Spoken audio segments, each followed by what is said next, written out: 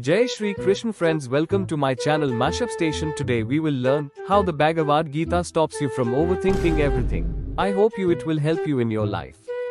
May Krishna enlighten your paths.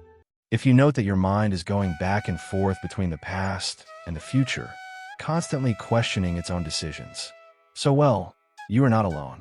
Overthinking is just like trying to resolve a problem that grows bigger the more you think about it. While therapy and meditation apps often come to our rescue, the Bhagavad Gita lists some timeless resources for mental peace. Arjuna was not only physically overwhelmed by the war of Kurukshetra, but also mentally paralyzed by conflict. He questioned, doubted his role, feared the consequence, and even thought about running away.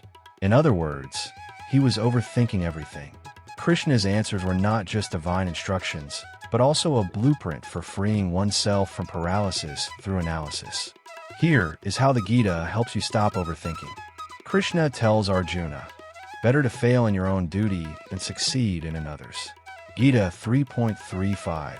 Most overthinking comes about when we find ourselves comparing with someone else or worrying about what people say about us.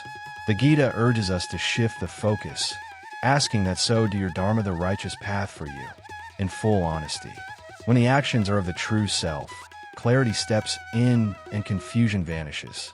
Overthinkers ask, what if it doesn't work? But there is Krishna's teaching. You have a right to the action alone, never to its fruits.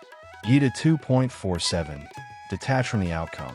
What it does is shut all the rattle in your head. Try hard and leave the rest. That is not laziness, rather emancipation of the mind. The person who is not mastered by his senses can attain peace. Gita 2.64. We keep scrolling and absorbing too much information and then start spiraling out.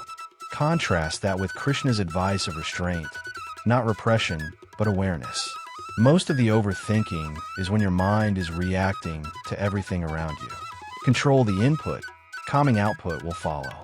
Krishna reminds us that souls are eternal and changed situations are natural. This helps you with overthinking whether to make a decision because no single event defines you. Every such event defines you a little more or aids in your growth in some manner. The Gita, very gently, reassures you. Nothing lasts forever, neither pain, nor doubt, nor fear. Accepting impermanence lightens the burden of having to weigh every option with life or death gravity. To do much thinking is egoistic. What will people think? Or what if I fail? Says Krishna with surrender. It does not mean to give up, but to let go of the illusion that you are in full control. And then Arjuna, surrendering to the divine wisdom, finds that his mind is still and actions follow. Bhagavad Gita doesn't interfere with your thoughts, but rather shows you how to control them. Overthinking feeds on fear, ego, and attachment, and the knowledge of Krishna cuts through these three, so you will be able to make peace with your journey, trust your actions, and remain firmly anchored in purpose. You do not have to know all the answers before moving forward. You just need a little courage to listen to the right voice within. Thanks for watching, dear listeners. If you like this, please subscribe my channel. That's encouraged me to make such videos for you. Jai Shri Krishna.